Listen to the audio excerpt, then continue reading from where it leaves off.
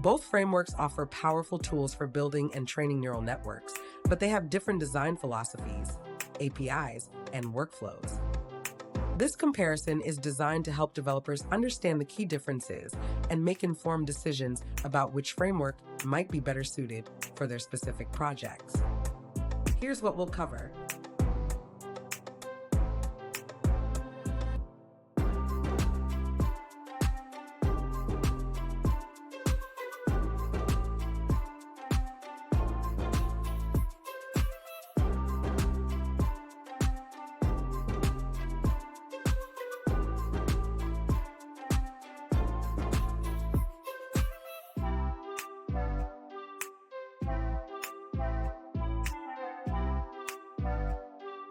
What are the fundamental design philosophies behind TensorFlow and PyTorch? TensorFlow, developed by Google, initially focused on a define-then-run approach with static computation graphs. PyTorch, developed by Facebook, embraced a more Pythonic, run-as-you-define approach with dynamic computation graphs.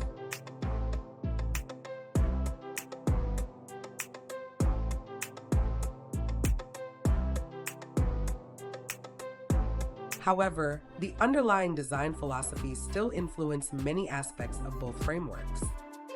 TensorFlow emphasizes scalable machine learning and production deployment, while PyTorch focuses on research flexibility and ease of use. These differences manifest in their APIs, debugging experience, and deployment options. How do you define models in TensorFlow versus PyTorch? TensorFlow, using Keras API.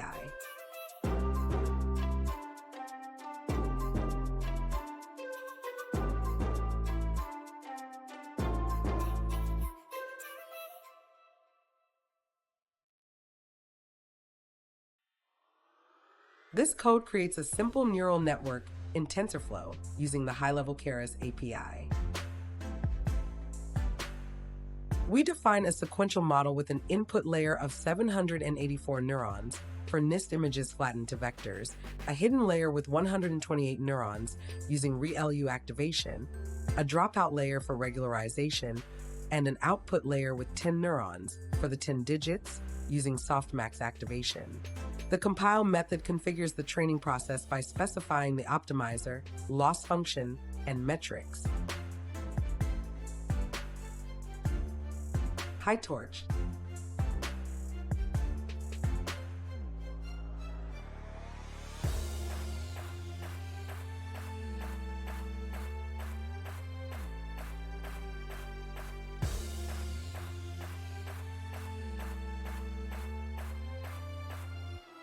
This code defines the same neural network architecture in PyTorch.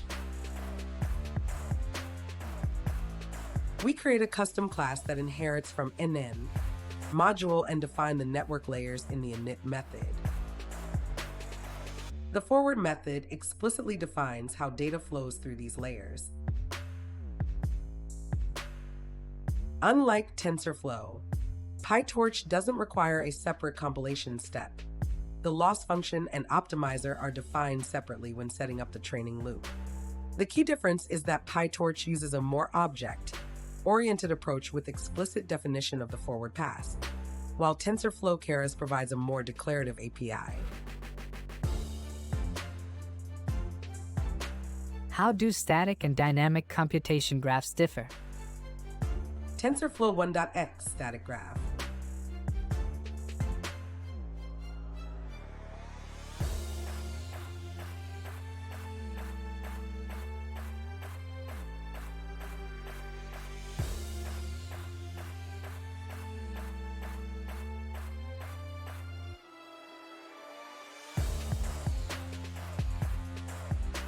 This code demonstrates the static graph approach in TensorFlow 1.x.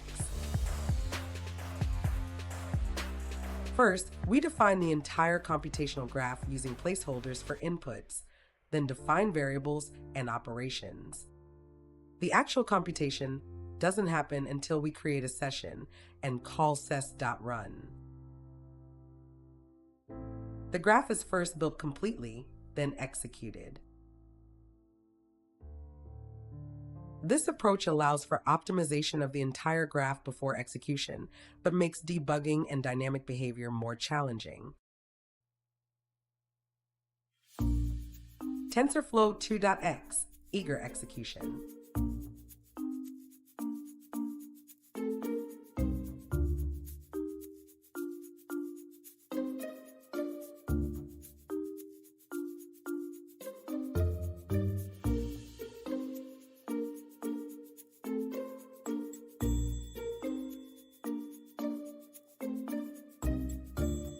TensorFlow 2.x introduced eager execution as the default mode, which evaluates operations immediately. This code shows how we can define and execute a training step that runs immediately.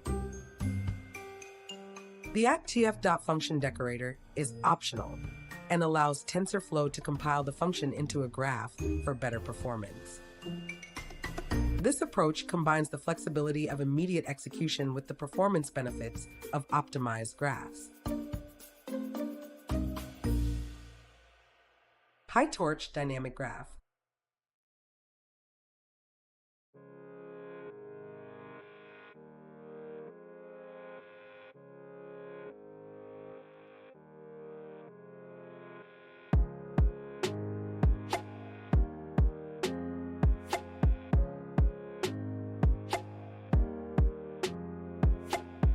This PyTorch code demonstrates its dynamic computation graph approach.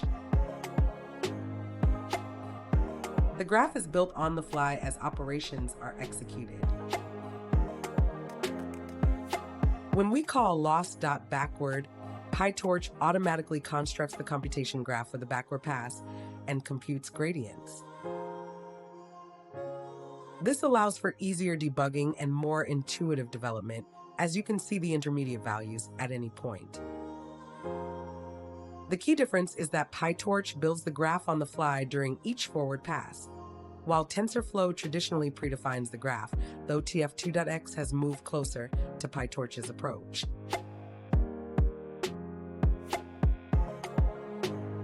How do training loops differ between TensorFlow and PyTorch? TensorFlow.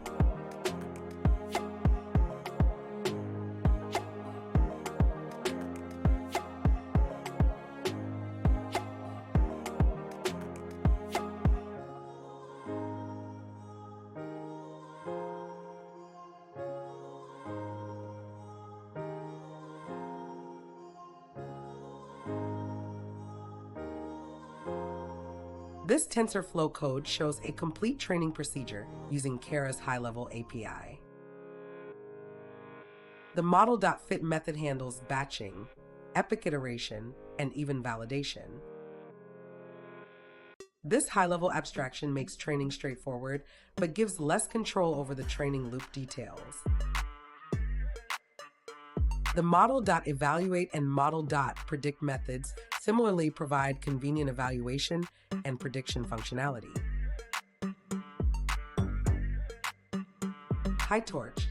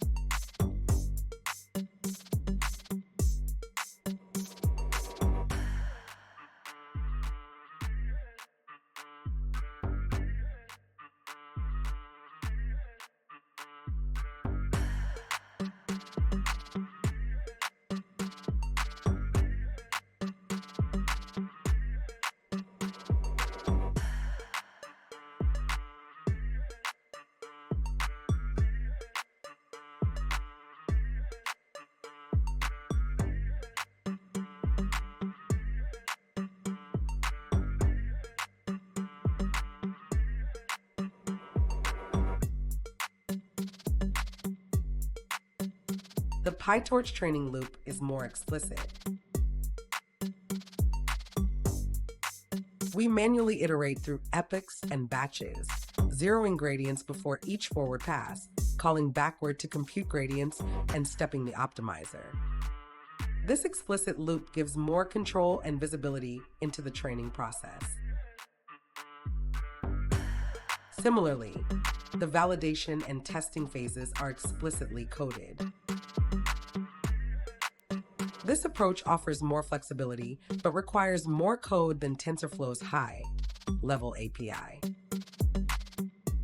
The main difference is that PyTorch requires more explicit coding of the training loop, while TensorFlow Keras provides convenient high-level methods that handle the details for you. How do debugging capabilities do TensorFlow and PyTorch offer? TensorFlow debugging.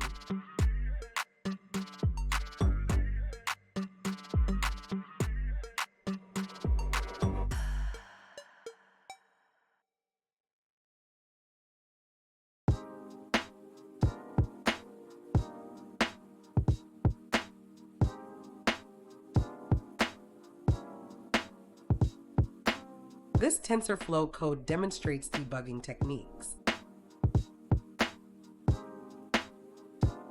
By default, functions decorated with a tf.function are compiled into graphs, which limits traditional debugging. We can temporarily disable graph compilation with run functions eagerly, true, to use print statements and inspect values. TensorFlow also offers TensorBoard for visualizing the computational graph and tracking metrics.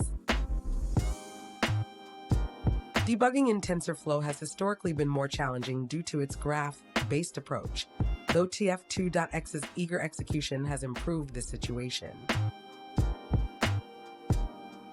PyTorch debugging.